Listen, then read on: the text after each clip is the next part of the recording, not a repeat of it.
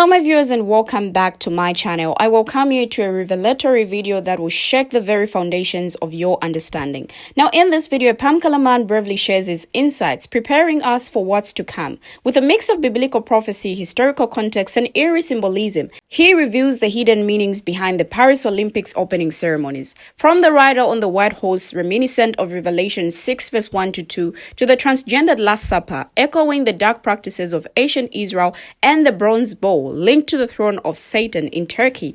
This video will take you on a journey of discovery.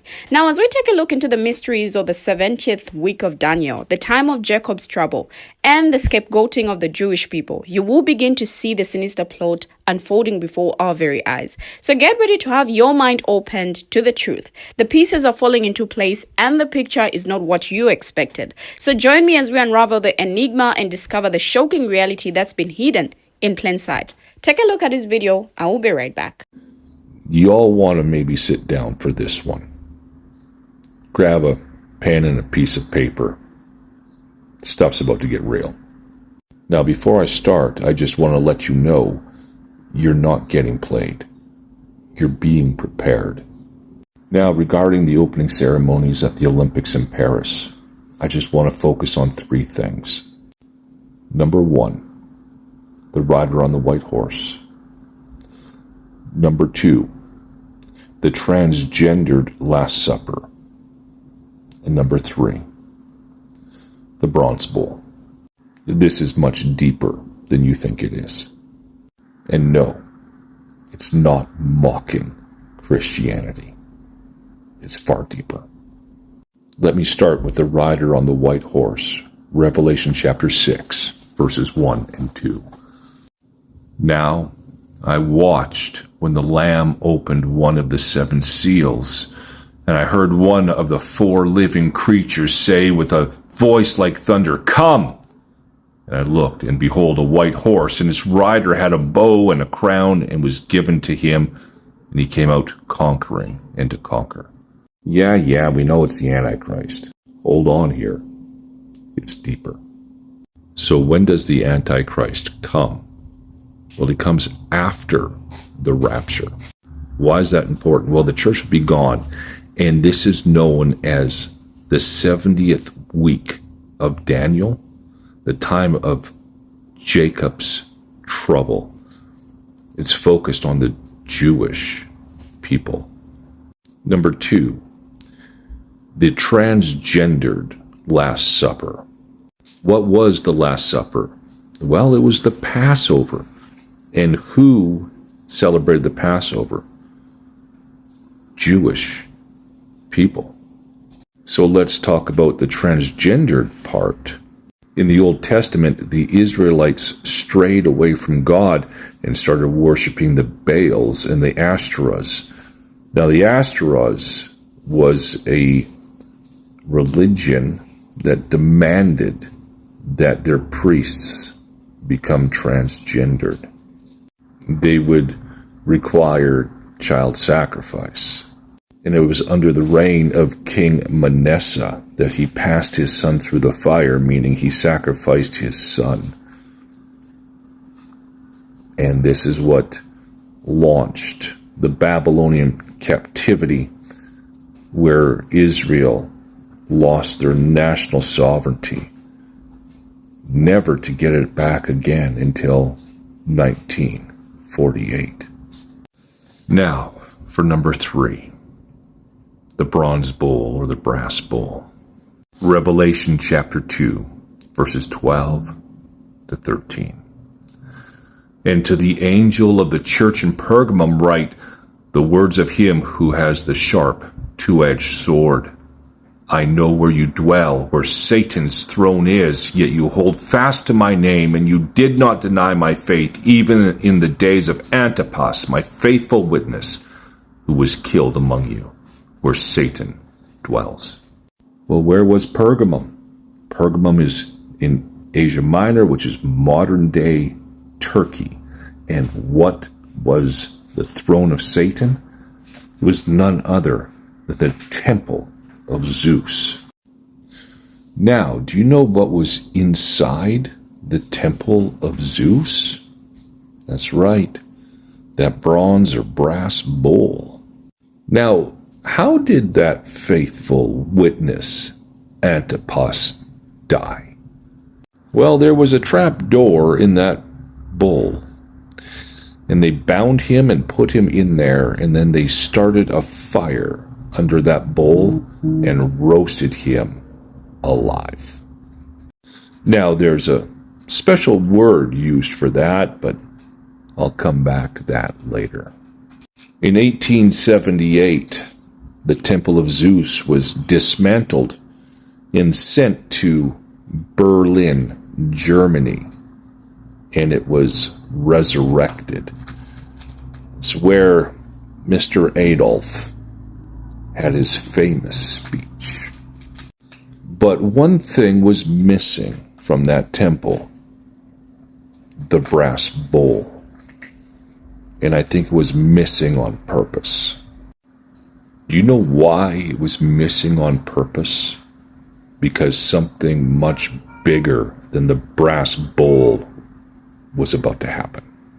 You see, in the Greek, do you know what death by roasting in that brass bowl was called? The word in English that we get from the Greek is Holocaust. Now, let's put this all together.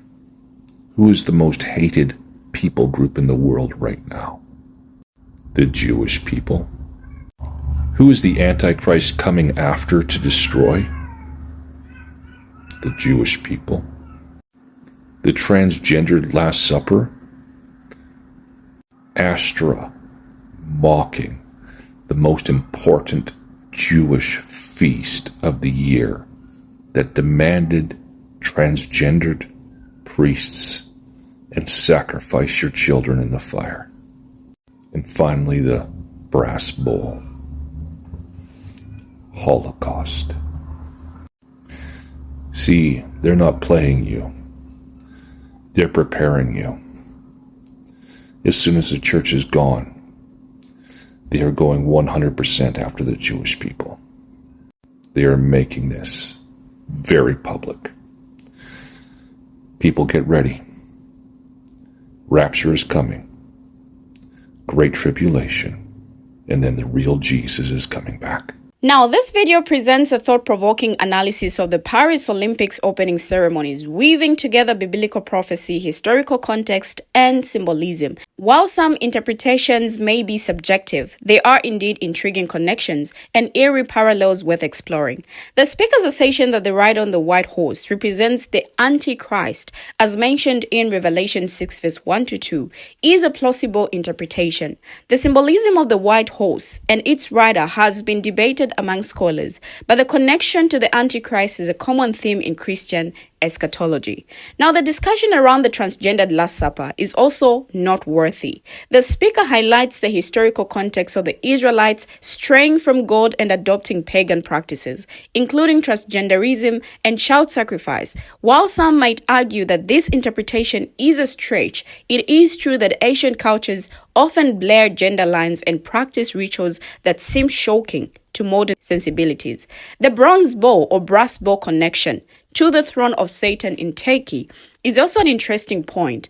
Now, the speakers claim that the Temple of Zeus in Pergamos, modern-day Turkey, housed a bronze or brass bowl is supported by historical records. However, the link to Satan's throne is a matter of interpretation. Now, coming to the 2024 Olympic opening ceremony, there is a debate. Was the brief scene a mockery of Christianity, as some are suggesting, or was it a homage to the Greek god Dionysus, as organizers proclaim? Now, the performance featuring Dionysus was one of many highlights of the opening ceremony to this year's Summer Olympics, taking place Friday on and along the Seine. The tableau, which was broadcast during the ceremony, included a woman wearing a silver halo-like crown at the center of a long table flanked by drag queens. The scene is promptly disrupted when a nearly naked man painted blue images from a dinner plate surrounded by fruit. Now, as he begins singing, the drag queens break out into dance behind him. It wasn't long until the scene prompted outcry from Christian and conservative leaders in the United States who viewed its imagery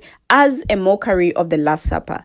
Now, the famous mural by Renaissance artist Leonardo da Vinci depicts Jesus Christ surrounded by his 12 apostles on the eve of his crucifixion. Now, because the Olympic opening ceremony scene so closely resembled the revered painting, several Christian and Catholic organizations publicly denounced it. The French Bishops' Conference, which represents the country's Catholic bishops, said in a statement that the scene was a mockery and derision of Christianity. Influential American Catholic Bishop Robert Barron said in a video that it constituted a gross mockery of a very central moment in Christianity. Now, conservative political leaders and businesses also criticized the piece. In a post on X, formerly known as Twitter, House Speaker Mike Johnson on Saturday said the performance was shocking and insulting to Christian people around the world. C-Spire, a U.S. telecommunications provider, also said on X that it was pulling its advertising from the Summer Games as a result of the performance. But the opening ceremony's artistic director, Thomas Joly, has insisted that the scene is not a reference at all to the Last Supper. Rather, the performance is a nod to a pagan celebration featuring Dionysus, the Greek god of fertility, wine, and revelry. Portrayed at the Olympics by French singer and actor Philippe Catherine, Dionysus, known as the Romans as Bacchus, has a close tie to France. In Greek mythology, he is the father of the goddess of the river Seine. Now, even the official Olympics account on X said on Friday that the interpretation of the Greek god Dionysus makes us aware of the absurdity of violence between human beings. Now, the post did not mention the Last Supper, while others commenting on the post described the performance as a depiction of Dionysian feast. Now, from the explanation of this palm color man to the debate which is going on, what is your comment on this? Share your thoughts, your contributions in the comment section, and let's have a conversation. Do you agree to this or not? Thank you for watching, and see you in my next video as I bring you another interesting video.